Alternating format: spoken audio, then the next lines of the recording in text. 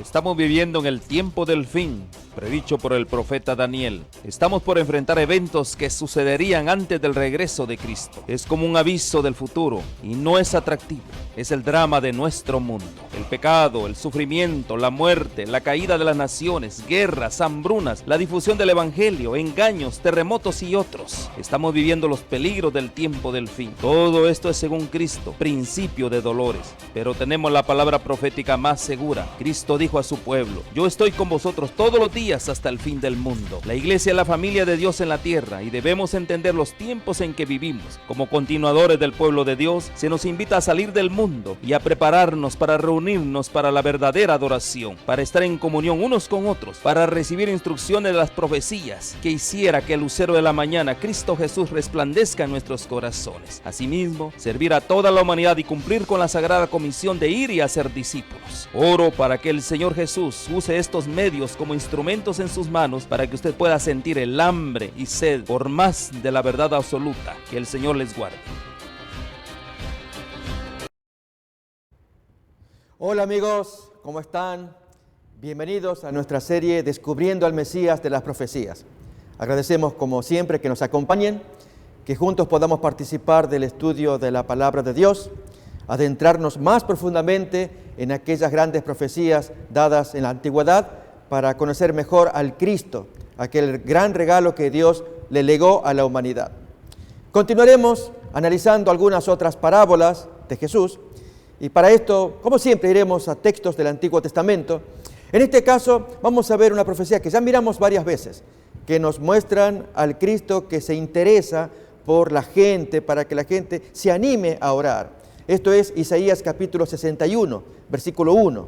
El interés que Jesús tenía, que Dios tenía al revelar la obra del Cristo y que Jesús lo demuestra atendiendo a los pobres, a los dolientes, a cuánta gente que necesita ser bendecida por el Altísimo. Y por lo tanto, para que nosotros desarrollemos la práctica constante de la oración delante de Dios. El Espíritu de Jehová el Señor está sobre mí, porque me ungió Jehová, me ha enviado a predicar buenas nuevas a los abatidos. Notemos que ese Espíritu Santo que unge al Cristo tiene interés en lo mismo que tiene el Padre, que lo tiene Jesús y el Espíritu Santo. Es en los abatidos, en los quebrantados, en los presos, en las personas desvalidas. Es decir, la Trinidad completamente está interesada en los seres humanos que padecen necesidad. Por esto, dice el texto, el Espíritu unge al Cristo para que atienda a los necesitados. Miremos otra vez. El Espíritu de Jehová el Señor está sobre mí, porque me ungió Jehová, me ha enviado a predicar buenas nuevas a los abatidos, a vendar a los quebrantados de corazón, a publicar libertad a los cautivos y a los presos apertura de la cárcel. Y en el versículo 3 continúa también en la misma línea de dar bendición a los que lo necesitan, a ordenar que a los afligidos de Sión se les dé gloria en lugar de ceniza, aceite de gozo en lugar de luto, manto de alegría en lugar de espíritu angustiado. Y serán llamados árboles de justicia, plantío de Jehová, para gloria suya, para que este árbol dé frutos, como habíamos ya estudiado el texto de Jeremías 17, para que su hoja siempre esté verde y que aunque venga la sequía, no se fatigará, porque de la corriente recibe todo el fruto para que el árbol se mantenga fuerte, seguro. Un árbol de Jehová. Bien, el Señor, revelando estas características, desea que los hombres se acerquen y conversen con Él, le pidan bendiciones, que Dios rápidamente se las da, y para esto vamos a estudiar una nueva parábola. Pero antes recordemos el texto de la razón de ser de las parábolas. Miremos, esto aparece en el texto de Mateo capítulo 13, versículo 10 en adelante.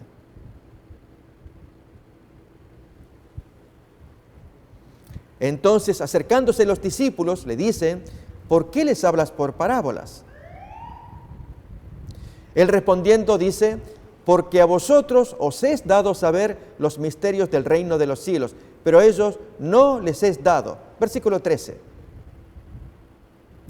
Por eso les hablo por parábolas, porque viendo ellos no llegan a ver, oyendo no oyen, ni entienden, porque tienen la mente entontecida por causa del pecado. Como seguimos leyendo. De manera que se cumple en ellos la profecía de Isaías, que dijo: de oído oiréis, pero no entenderéis, y viendo veréis, pero no percibiréis.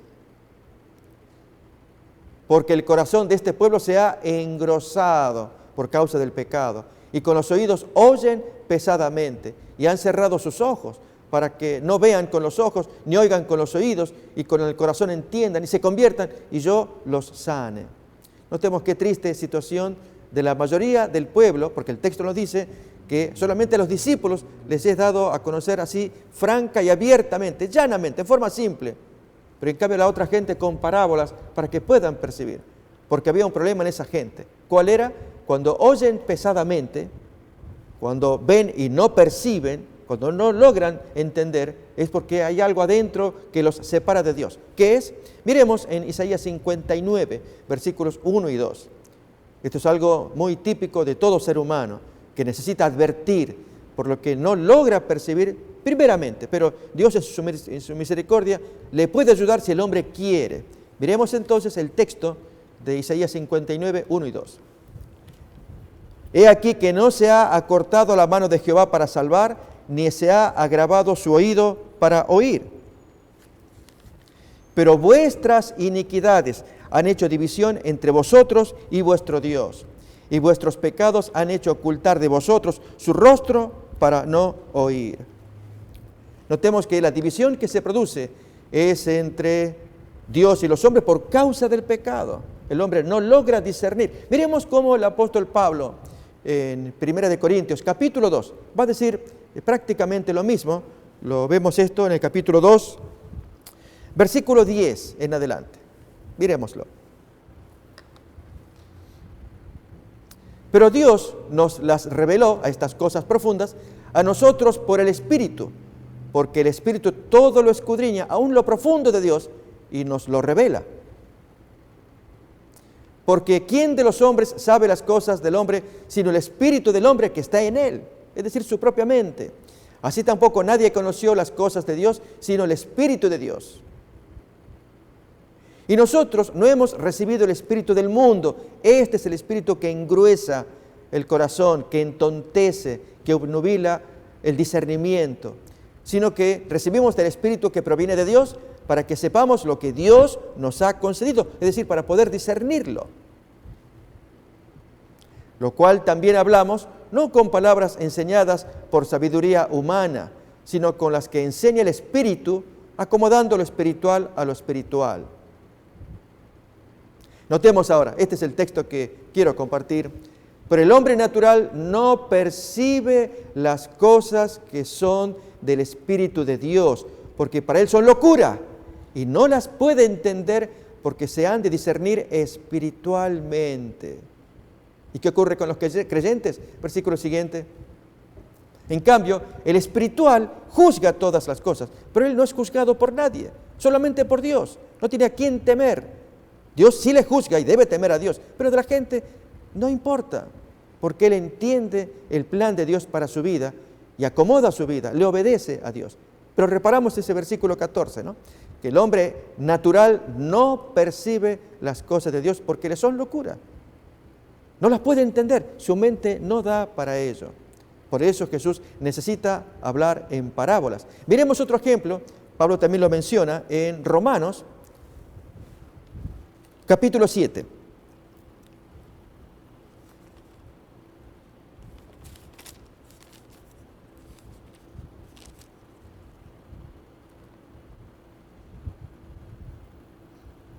Vamos a ver, es el capítulo 8. Capítulo 8. Versículo 5. Ahí nos dice Pablo algo interesante sobre el discernimiento y las personas carnales, mundanas, que no tienen el discernimiento del Espíritu Santo, no logran verlo. A esa gente, pues, Jesús les habla en parábolas, pero querría que ellos entendieran también. Miremos. Porque los que son de la carne piensan en las cosas de la carne, pero los que son del Espíritu piensan en las cosas del Espíritu. Porque el ocuparse de la carne es muerte, pero el ocuparse del Espíritu es vida y paz.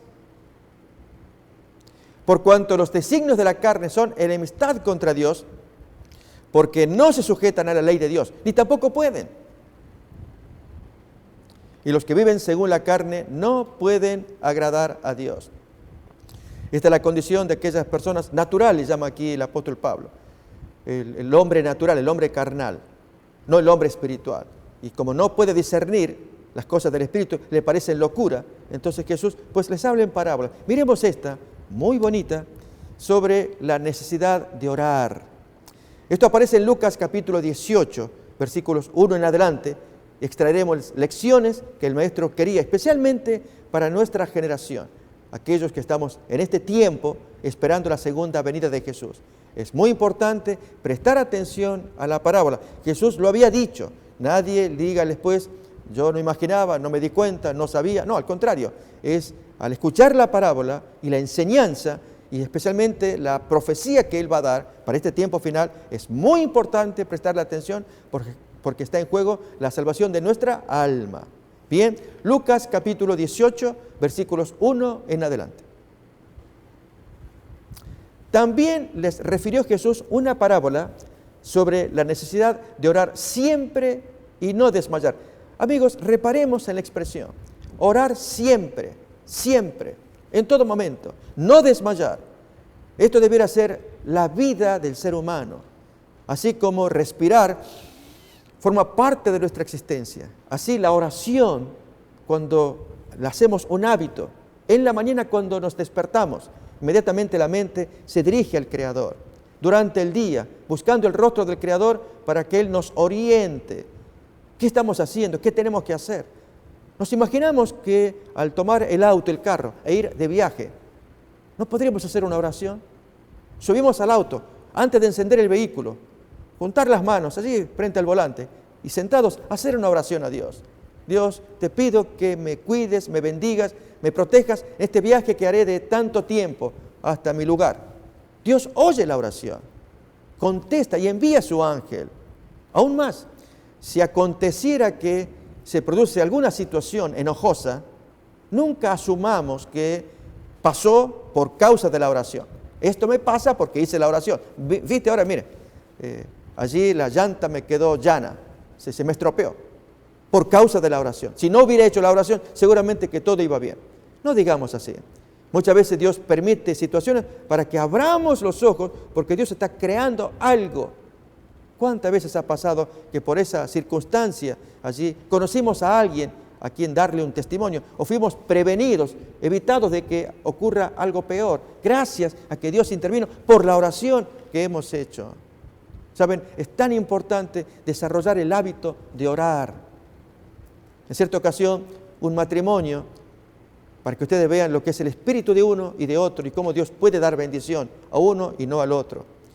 Un matrimonio estaba azorado por la salud de la pequeña, una bebé.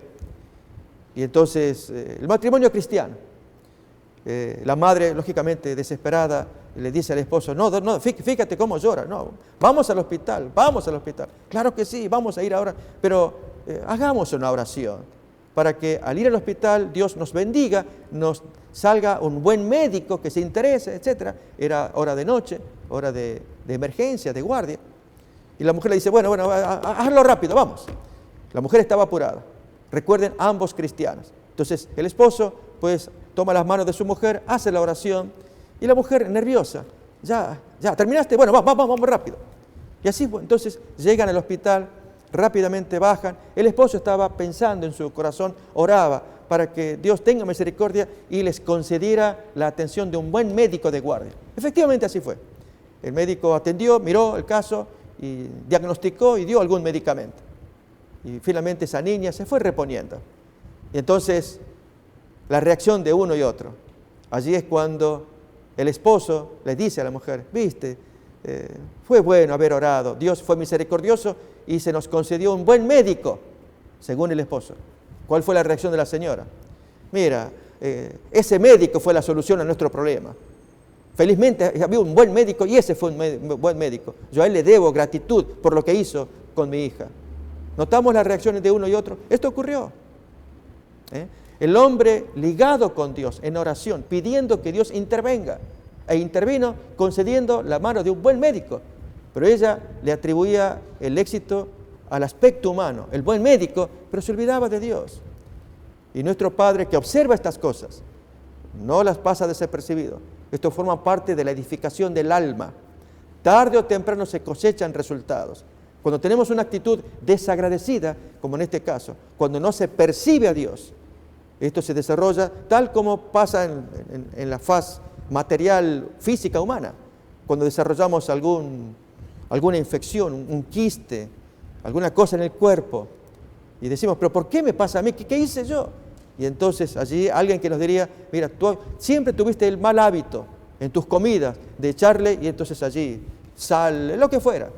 Y entonces después pagamos consecuencias, pero nos quejamos, y sin embargo el mal hábito lo hemos desarrollado por mucho tiempo y da después una cosecha de un problema de salud. ¿No es así?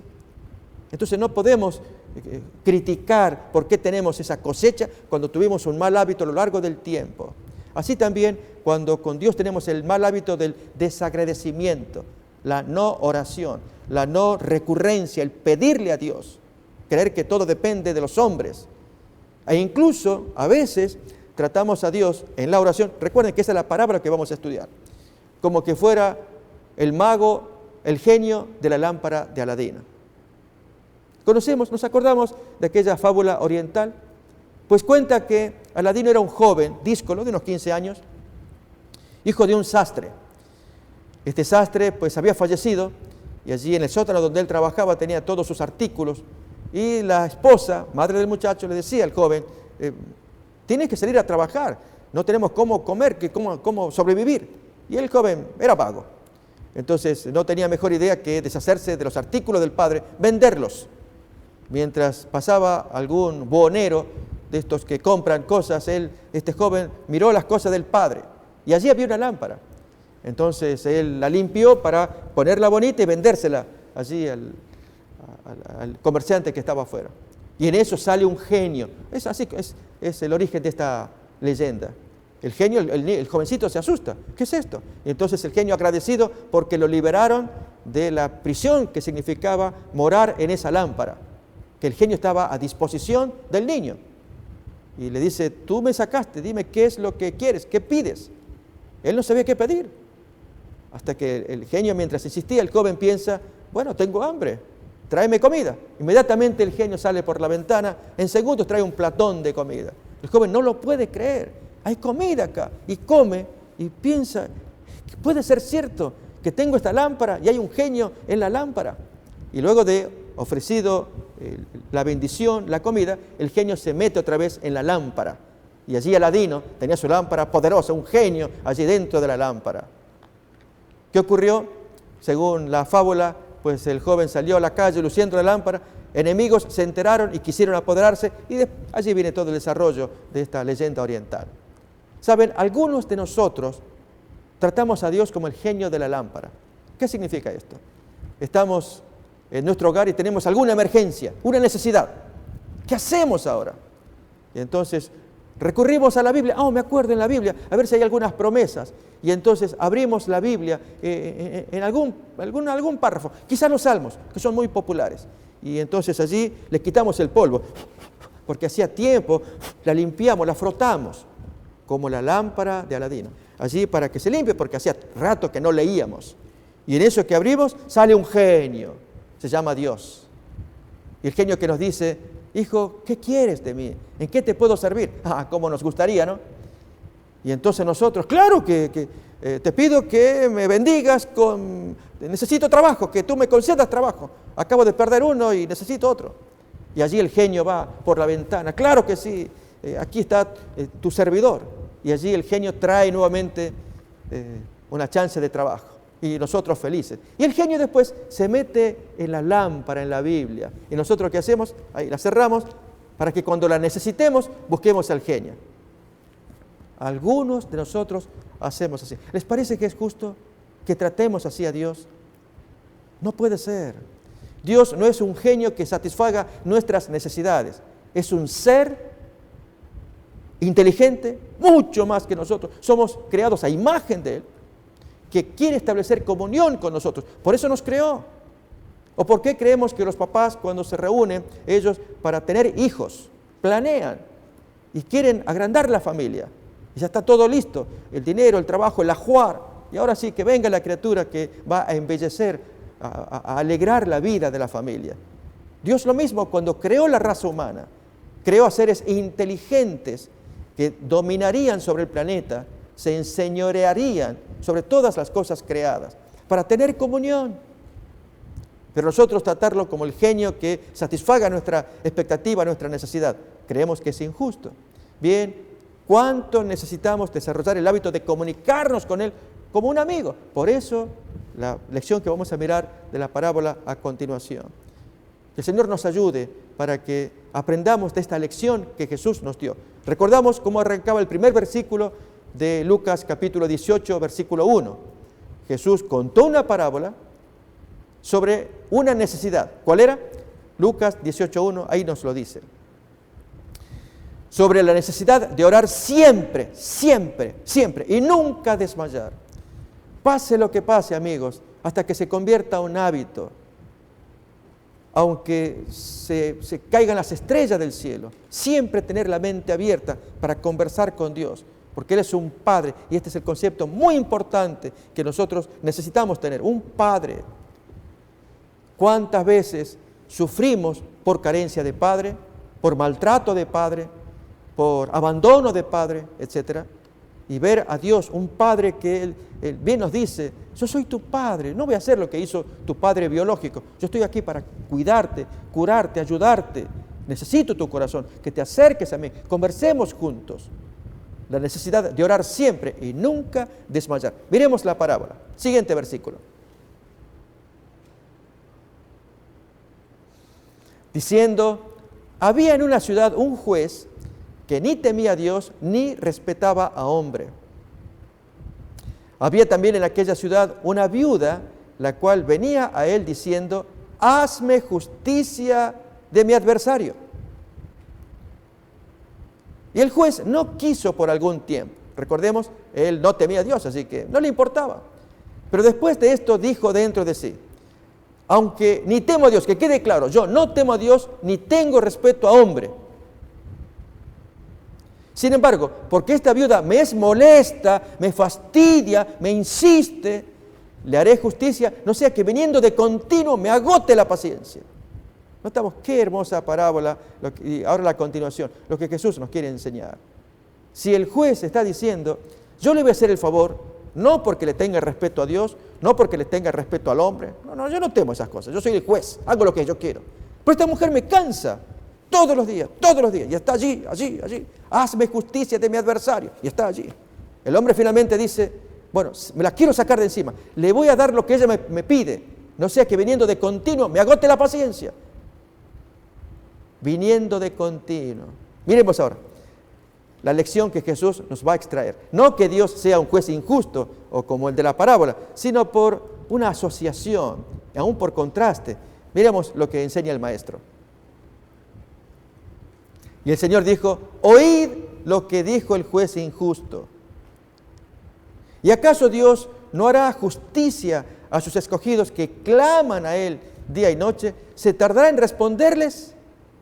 Y lo que viene ahora es la parte que es la más importante que vamos a estudiar.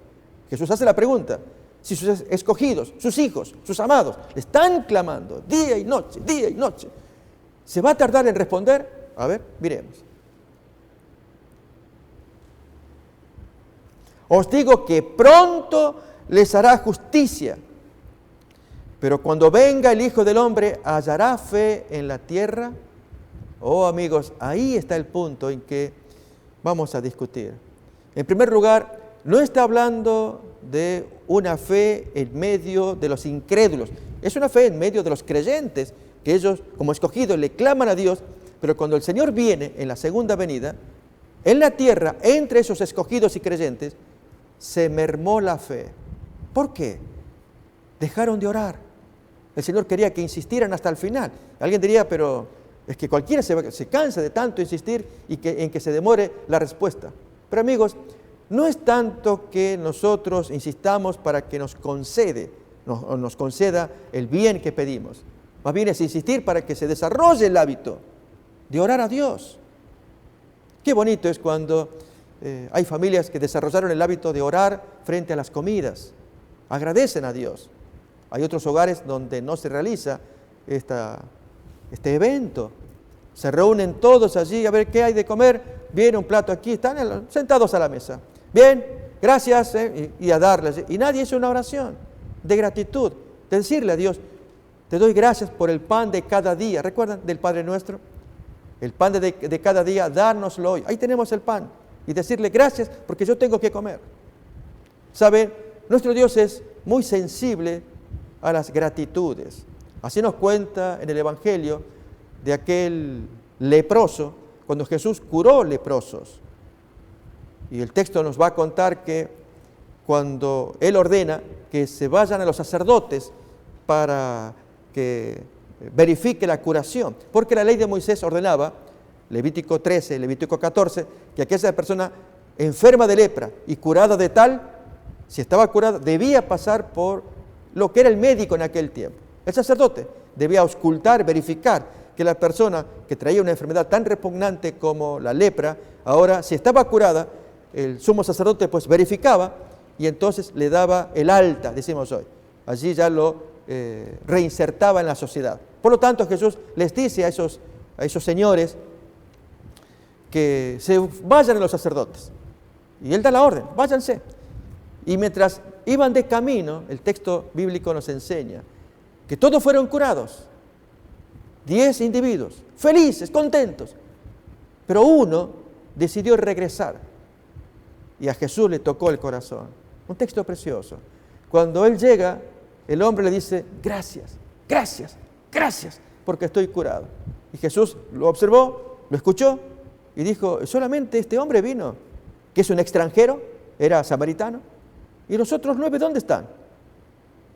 Vete que tú te has salvado. Un hombre que por haber hecho ese gesto, Jesús es el que decide quién se pierde y quién se salva. Y Él decidió, Él se salva también. Oh amigos, Dios ama a aquellos que agradecen. ¿Tendremos una actitud de agradecimiento en nuestro corazón? Esto forma parte de la oración. No es solamente pedir y pedir, sino una actitud del corazón en que podamos ver aquellas cosas lindas que Dios nos da. No seamos negativos, a que a veces miramos solamente los aspectos negativos, adversos. Nos va mal esto, nos va mal el otro. Sí, tal vez aquella bendición, pero todo va mal. Como cuenta este relato del individuo en el campo que tiene su vecino. Y este individuo criaba 10 pollos y se le había muerto uno, tenía 9. Y entonces, al cruzarse con el otro vecino, ambos se saludan. Y amigo, ¿cómo le va? Mal, mal. ¿Qué le pasa? Se me murieron todos los pollos, menos 9. Se me ha muerto uno solo. Se me murieron todos los pollos, menos 9. Notamos, una actitud negativa. Dios no quiere que estemos de esa manera, porque Él nos ama y nos va a ayudar para ir lavando heridas, para que seamos positivos. Si tan solamente nos acercamos a Él, escuchamos sus historias, leemos sus mensajes, esto se va limpiando. Me dejan que lo ilustre nuevamente, como cuando el padre le dice al hijo, hijo, yo quiero que me laves la canasta. La canasta tenía pues arcilla, en fin. Y entonces el hijo no cumplía la orden, hasta que al padre se le ocurre alguna idea para hacer que ese hijo cumpla la orden. Había un aljibe, ya con agua que no estaba en buenas condiciones. Y le dice, mira hijo, ¿ves el aljibe? Te voy a pedir acá, te doy una soga, pon la canasta y sácame agua del aljibe y échalo allí al lado, en el tambor que está al lado. ¿Sí? Sí, papá, ahí voy. Entonces el muchacho pues tira la canasta allí para recoger agua. Y mientras levanta la canasta, todo el agua se desborda. Y cuando él va a tirar allí en el tambor, pues no hay agua. O hace el siguiente intento, levanta la canasta, el agua se desborda y entonces intenta volcar en el bote, allí, en el barril, y no hay caso. Hasta que el hijo le dice al padre, papá, no puedo trabajar con esta canasta para poner agua en el barril. Entonces el padre le dice, mira la canasta, hijo. Y la miró, estaba limpia. El padre le había pedido que limpiara la canasta, no lo hacía.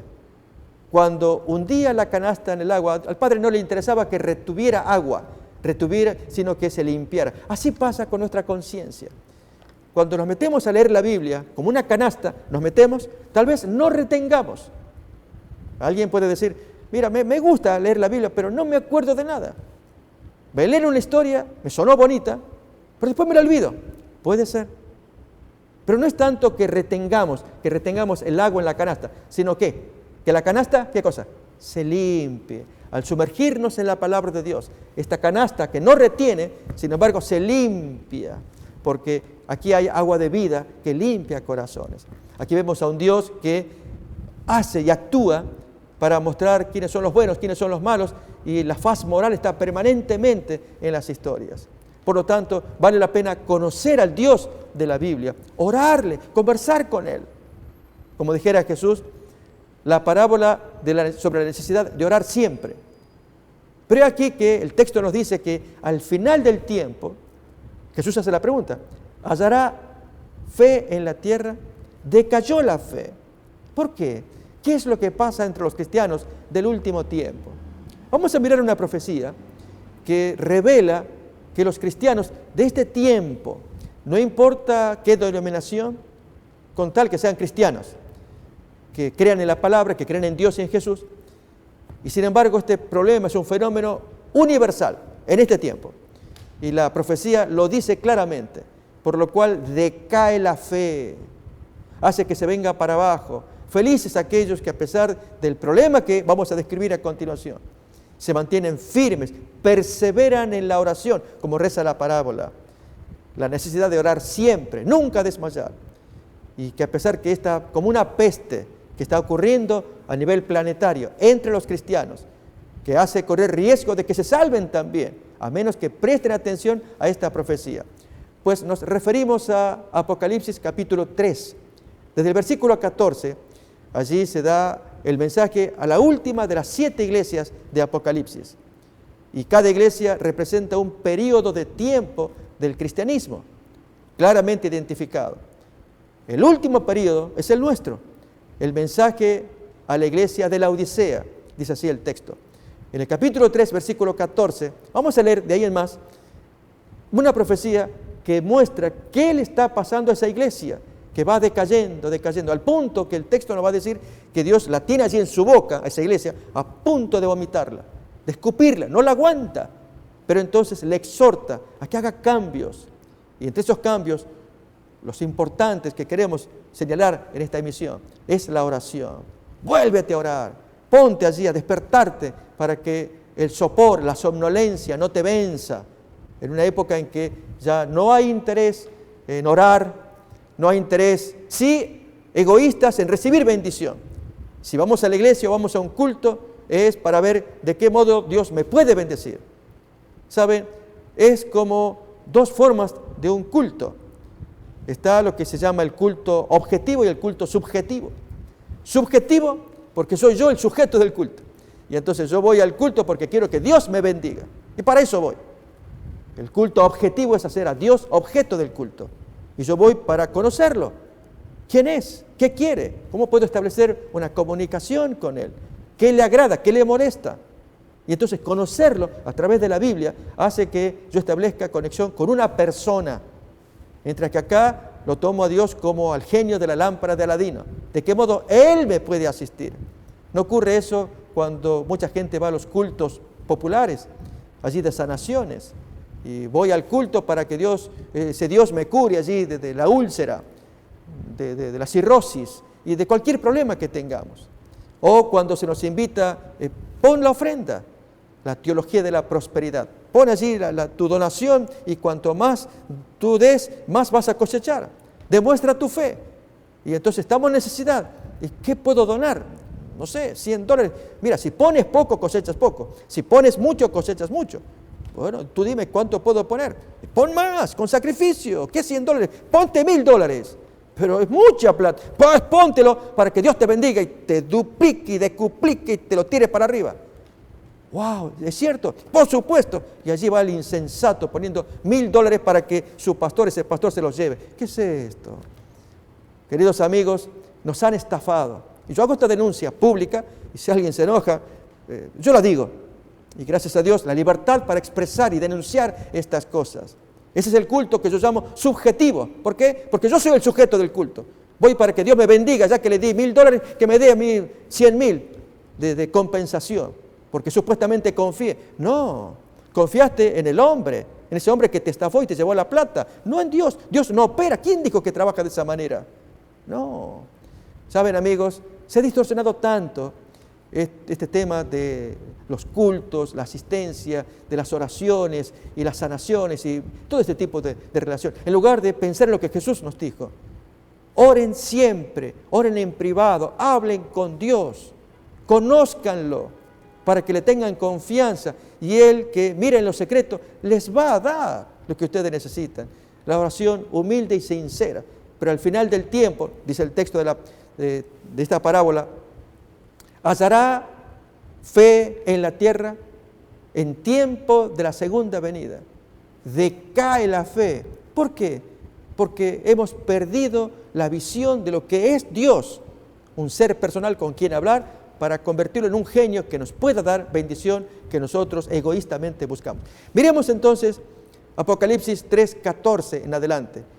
¿Qué mensaje Dios le da a la última iglesia de la raza humana, del tiempo que estamos viviendo?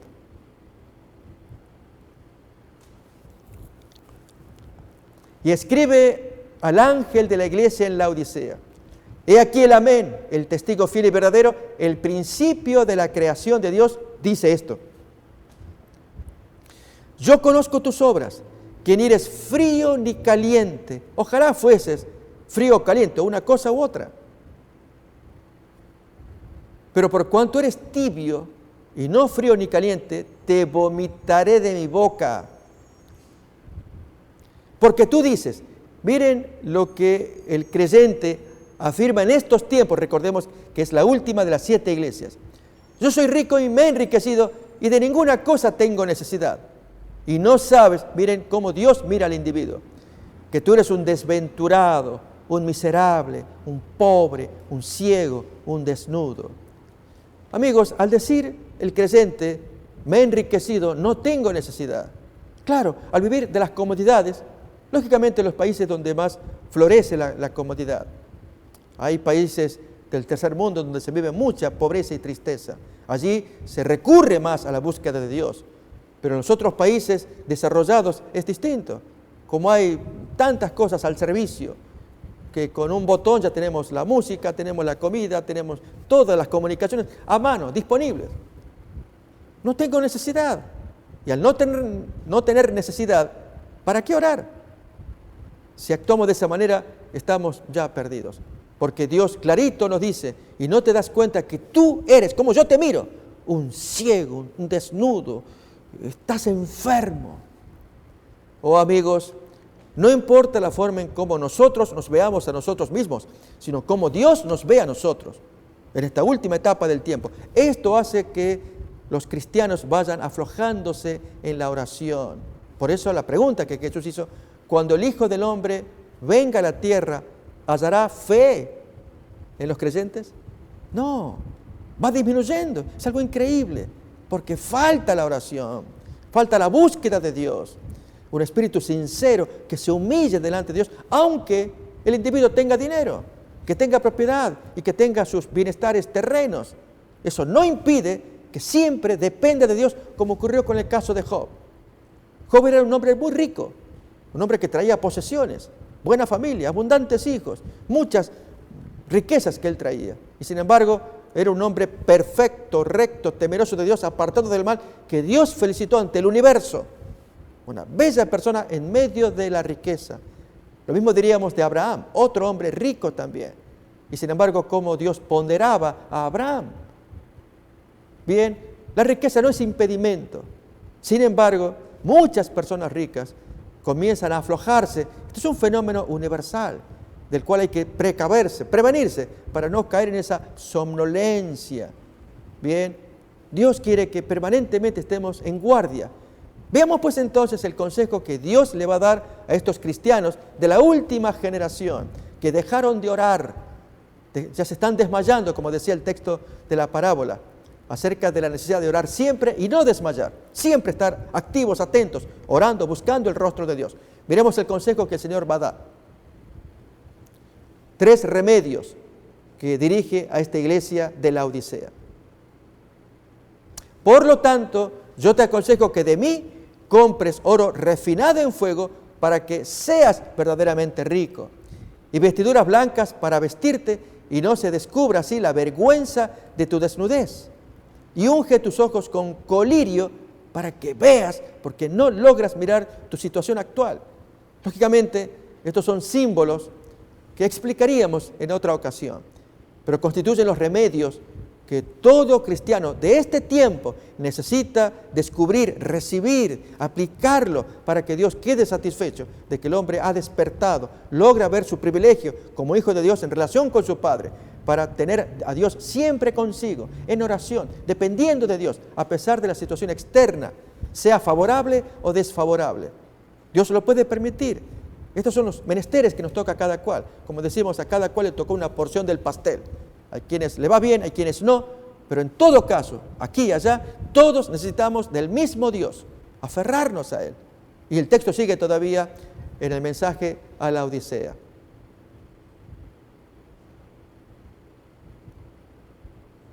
Yo reprendo y castigo a todos los que amo. Sé pues celoso y arrepiéntete.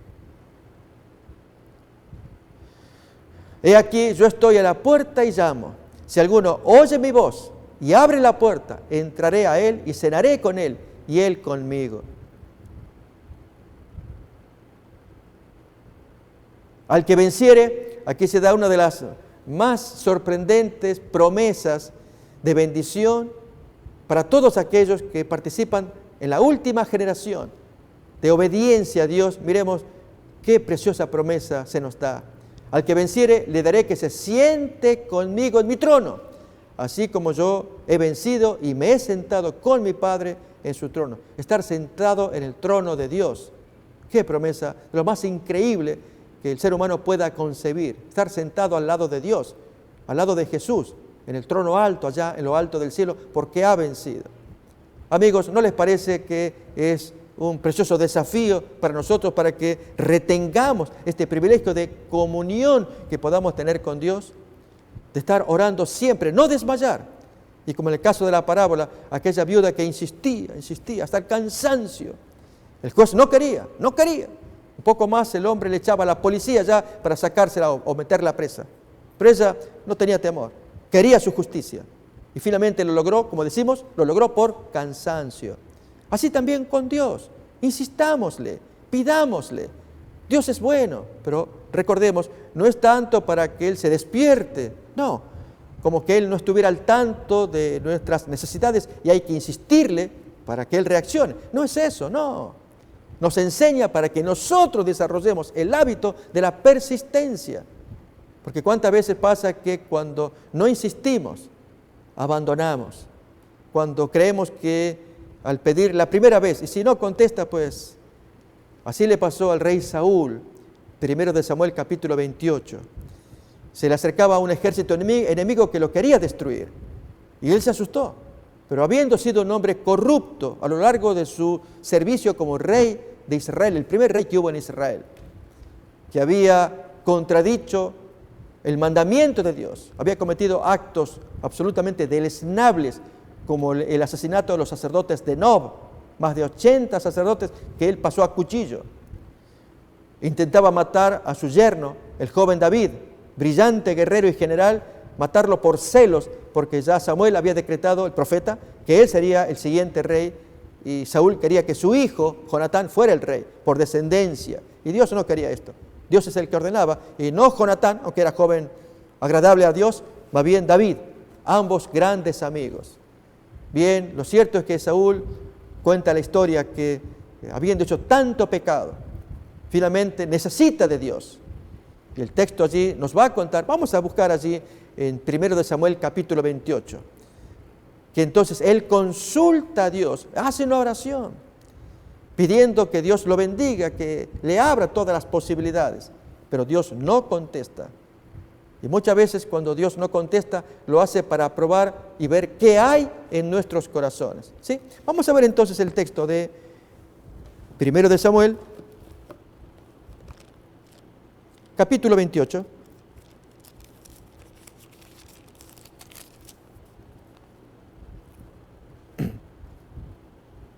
Versículo 6, ahí lo tenemos.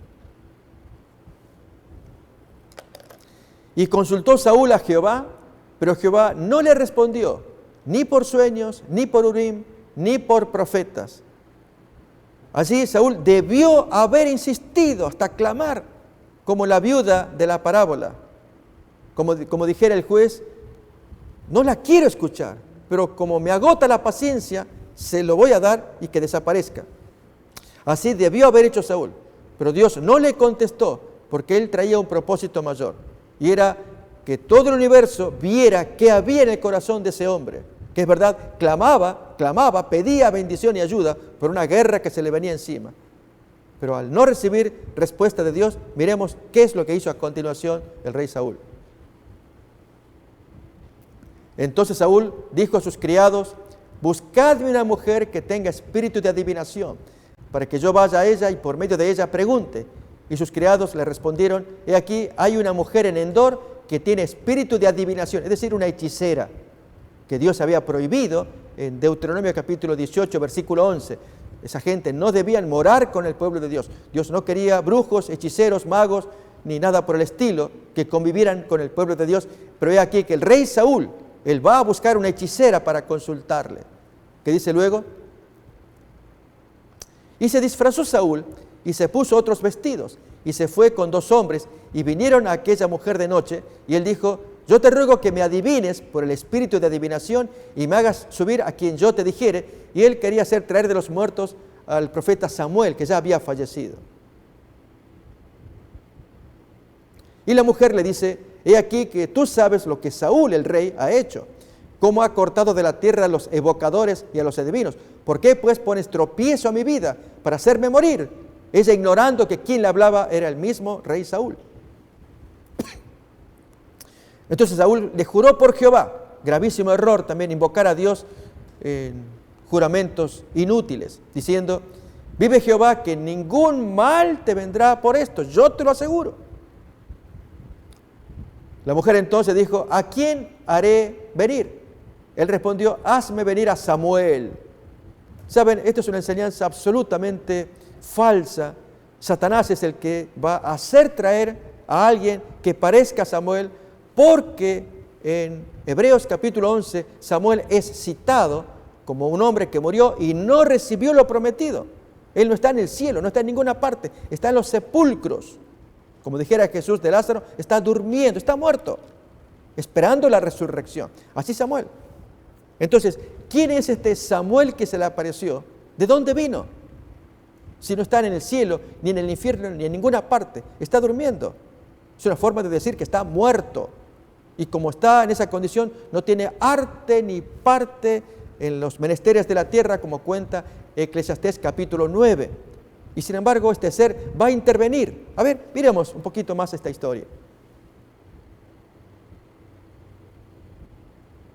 Y viendo la mujer a Samuel, clamó en alta voz y habló aquella mujer a Saúl diciendo, ¿por qué me has engañado? Tú eres Saúl. Y el rey le dijo, no temas, ¿qué estás mirando? Y la mujer responde a Saúl, he visto dioses que suben de la tierra. No dice que bajan del cielo. Allí que suben, dioses, son los demonios que están aquí en la tierra acompañándonos. Y de aquí salen estos seres, estos entes que van a tomar forma humana, voces humanas. Y cuántas veces nos hacen creer que son los mismos parientes fallecidos, induciéndonos a mantener un contacto ilícito con ellos. Dios lo había prohibido para salvación de la persona, para que la persona no se arruine, porque Dios ama al hombre y no va a permitir que el hombre impunemente entre en contacto con el demonio, a menos que el hombre quiera desafiar a Dios y desobedecerle con grave castigo. Miremos. Él le dice, ¿y cuál es su forma? Ella responde, un hombre anciano viene cubierto de un manto. Saúl entonces entendió que era Samuel y humillando el rostro a tierra hizo gran reverencia. Y aquí, amigos, vamos a dejar el relato para solamente contar así rápidamente, si se quiere leer, 1 de Samuel 28 en adelante, ahí está toda la historia. Y es que este ser comienza a hablar con Saúl y lo echa a una depresión. ¿Para qué me trajiste? Tú sabes que Dios te ha desechado. Y ya mañana vas a estar como yo, muerto acá también. No le dio palabra de aliento. Típica conducta de Satanás. Allí efectivamente al día siguiente viene la batalla y Saúl se suicidó. Terrible hecho de un hombre que desafió la voluntad de Dios. No perseveró en la oración porque había desalojado a Dios de su corazón. Él buscaba a Dios como quien busca al genio de la lámpara, que me ayude. Pero como el genio no está para esos menesteres, si realmente buscaba a Dios tenía que demostrarlo en humillación, como Jesús nos está enseñando. Orar siempre y nunca desmayar. Saben, amigos, debemos desarrollar este comportamiento. Nos levantamos en la mañana, dijimos durante el día, pues vamos a actividades en las que podemos pedir a Dios que esté presente en nuestro corazón. Aún en la noche, cuando ya terminamos la faena, hablar con Dios. Terminar el día con una oración dedicada a Dios, agradeciendo por todo lo que nos ha dado durante el día y pedirle que Él vigile el descanso nocturno. Al día siguiente, cuando nos despertamos, pues nos despertamos rápidamente pensando otra vez en Dios. Pues hay un salmo en que se compara al hombre que no busca a Dios como una bestia, como el caballo, que el caballo cuando se despierta no piensa en Dios. El animal piensa en qué puede comer. Así algunos de nosotros, como animales, nos despertamos sin referencia con Dios, para ver qué hacemos la faena del día. Dios no quiere eso. Dios está allí arriba en el cielo observando a sus hijos, a quienes ama, para darles bendición, pero desea que ellos tengan respuesta, tengan reacción, hablen con Él. Ese es nuestro Dios. Miremos un ejemplo de alguien que está en una emergencia, está frente al rey. El libro de Nehemías. Allí se nos va a contar en el capítulo 2 del libro de Nehemías, cuando Nehemías está en una emergencia. Él es copero del rey, está sirviéndole al rey, pero tiene una pena en su corazón. Acaba de enterarse que hay mucha desgracia en su tierra natal, Jerusalén. Él está sirviendo al rey de Persia en ese tiempo, distante, mucha distancia. Y si bien está en una situación agradable, cómoda como copero, ese era el oficio que él traía. Su corazón latía por el bienestar de sus compatriotas. Y pensando todo esto, se entristeció. Miremos pues entonces Nehemías capítulo 2, versículo 1 en adelante. Sucedió en el mes de Nisán, en el año 20 del rey Artajerjes, que estando ya el vino delante de él, tomé el vino y lo serví al rey. Y como yo no había estado antes triste en su presencia, me dijo el rey: ¿por qué está triste tu rostro? Pues no estás enfermo. No es esto sino quebranto de corazón. Entonces temí en gran manera, porque podía sospechar que había intento de homicidio contra el rey. Y dije al rey: para siempre viva el rey. ¿Cómo no estará triste mi rostro cuando la ciudad, casa de los sepulcros de mis padres, está desierta y sus puertas consumidas por el fuego? Me dijo el rey: ¿qué cosa pides? Entonces oré al Dios de los cielos, y allí le hace el pedido final al rey Artajerjes. ¿Qué hizo? Orar primero, en medio de la conversación. Así podemos hacer nosotros. Estamos en necesidad, inmediatamente pedir a Dios: Dios, ayúdame, dame salud, dame sabiduría. ¿Qué hago acá? Si aprendemos ese hábito, Dios permanentemente nos estará acompañando, nos estará bendiciendo. Seremos personas felices, seguras de que hay un Dios que nos protege. ¿No habremos de servirnos de esta bendición? Este es el propósito de la parábola que estudiamos. La necesidad de orar siempre y nunca desmayar.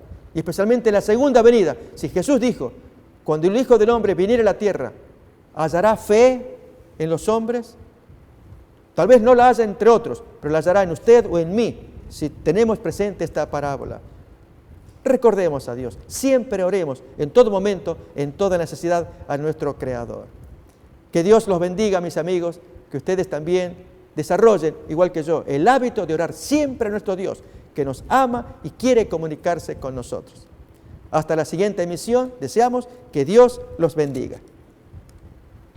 Una comisión sagrada nos ha sido confiada. Por tanto, id y doctrinad a todos. Antes de ascender al cielo les dijo que debían ser los ejecutores del testamento, por el cual Él legaba al mundo los tesoros de la vida eterna. La iglesia es la familia de Dios en la tierra, y debemos entender los tiempos en que vivimos. Como continuadores del pueblo de Dios, se nos invita a salir del mundo y a prepararnos para reunirnos para la verdadera adoración. Soy yo guarda de mi hermano. Si pretendáis ser hijos de Dios, soy guarda de vuestros hermanos. El Señor tiene una iglesia por responsable de las almas de aquellos que podrían ser los medios de salvación. Somos peregrinos, rechazando los caminos de los impíos, viviendo conforme a las normas de Dios, consagrado a sus caminos y dando testimonio del Evangelio de Cristo para que otros puedan ser salvos. Si retenéis vuestra luz, alguien deberá ser dejado en las tinieblas a causa de vuestro descuido. Irá andando y llorando el que lleva la preciosa semilla, mas volverá a venir con regocijo, trayendo sus gavillas. Oro para que el Señor Jesús use estos medios como instrumentos en sus manos, para que usted pueda sentir hambre y sed por más de su verdad absoluta. Dios les cuide.